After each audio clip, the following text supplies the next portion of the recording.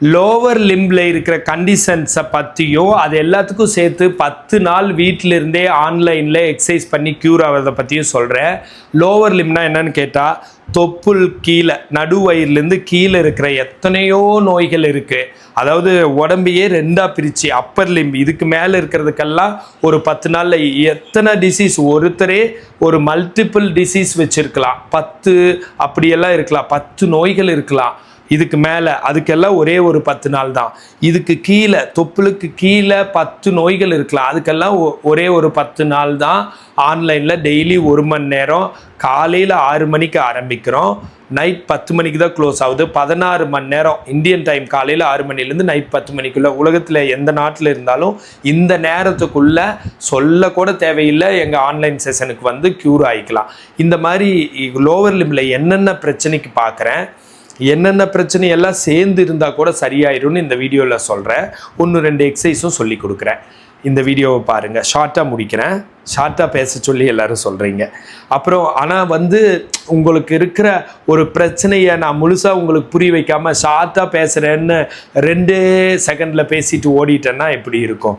அப்புறம் இதுக்கு கீழே என்னென்ன மெயினானா, இடுப்பில் வலி, பெட்டெக்ஸ், தொடை, கெண்டைக்காலில் வலி, பாதத்தில் வலி, கால் விரல் மரமரப்பு, ரொம்ப தூரம் நடந்தால் ஒரு காலே வலி, ஒரு சைடே வீக்காக இருக்கிற மாதிரி, இந்த மாதிரி சிம்டம்ஸ் எல்லாம் இருக்குல்லங்க.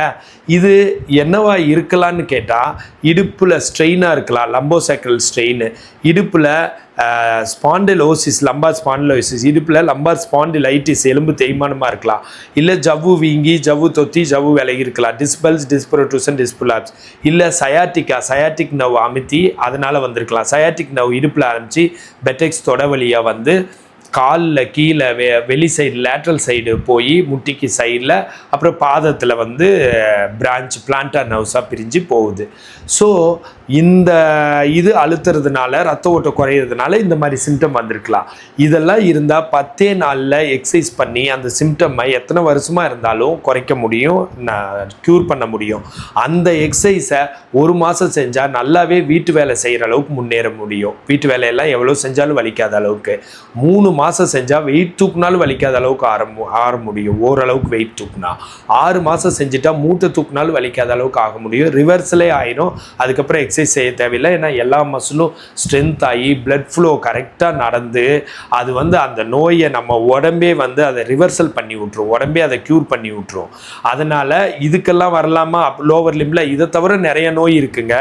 யூரின்னு மோஷன்லாம் கண்ட்ரோல் இல்லாமல் போயிடுறது, இருமுனா தும்முனா போயிடுறது, இல்லை ரெஸ்ட் ரூம் போகிறதுக்கு முன்னாடியே போயிடுறது, இல்லை அடிக்கடி போகிறது. இதெல்லாம் என்ன நினச்சிட்டு இருக்கீங்க? Most of the time pelvic floor muscles இந்த இடத்துல இருக்குல்லங்க, இந்த தொப்புளுக்கு கீழே, ஹிப்பை சுற்றி, அப்புறம் கிராயின்னு சொல்லுவாங்கள்ல, நம்ம யூரின் போகிற இடத்துக்கு மேலே, அந்த மசில்ஸ் எல்லாம் வீக்காக இருந்தால் இது நடக்குது. அந்த மசில் வந்து பெல்விக் ஃப்ளோர் ஸ்ட்ரென்தனிங் ப்ரோக்ராம்னு.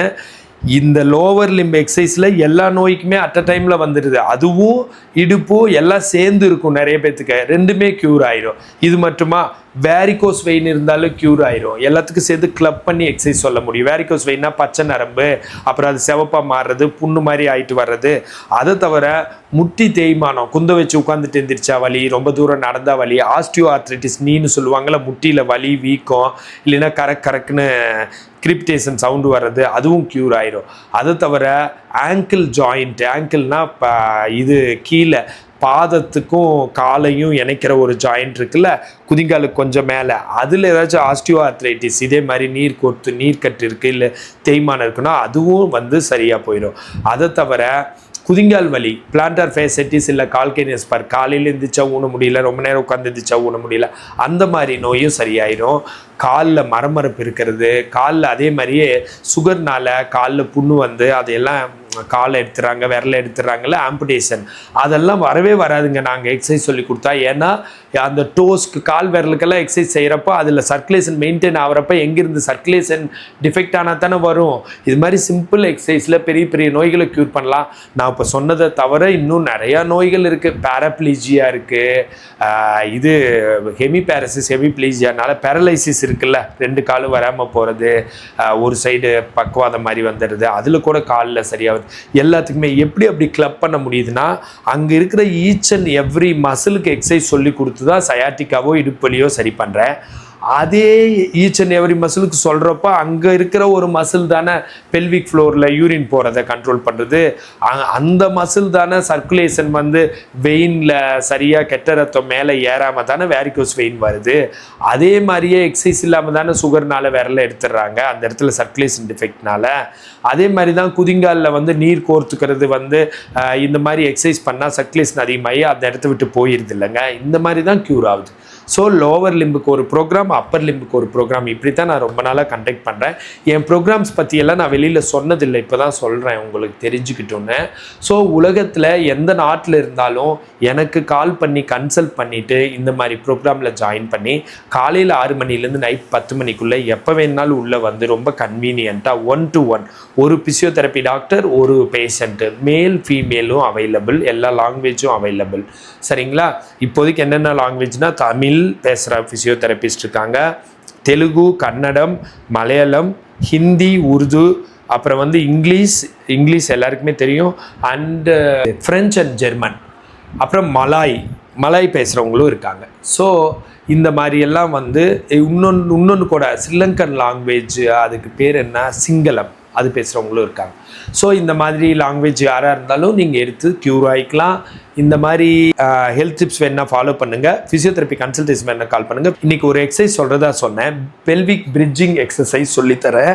அது வந்து இடுப்புக்கும் ஆகிடும், வேரிகோஸ் வெயினுக்கும் ஆகும், ஏன் இதுக்கும் ஆகும். அதாவது யூரின் மோஷன் சரியாக கண்ட்ரோல் இல்லாமல் போகுதில்ல, இதுதான் பெல்விக் பிரிட்ஜிங். இன்னொன்று சொல்லுவாங்கள்ல இந்த எக்ஸசைஸ்க்கெல்லாம்,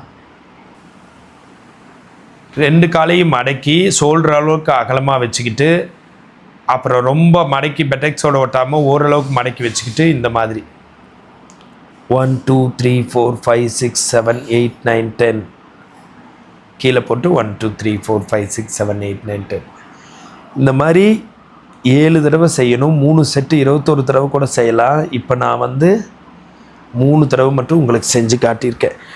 இப்போது இந்த ஒரு எக்ஸசைஸில் எல்லா நோயும் சரியாகுமானா கண்டிப்பாக சரியாகாது. ஏன்னா இது ஒரு உதாரணத்துக்கு தான் சொல்கிறேன்.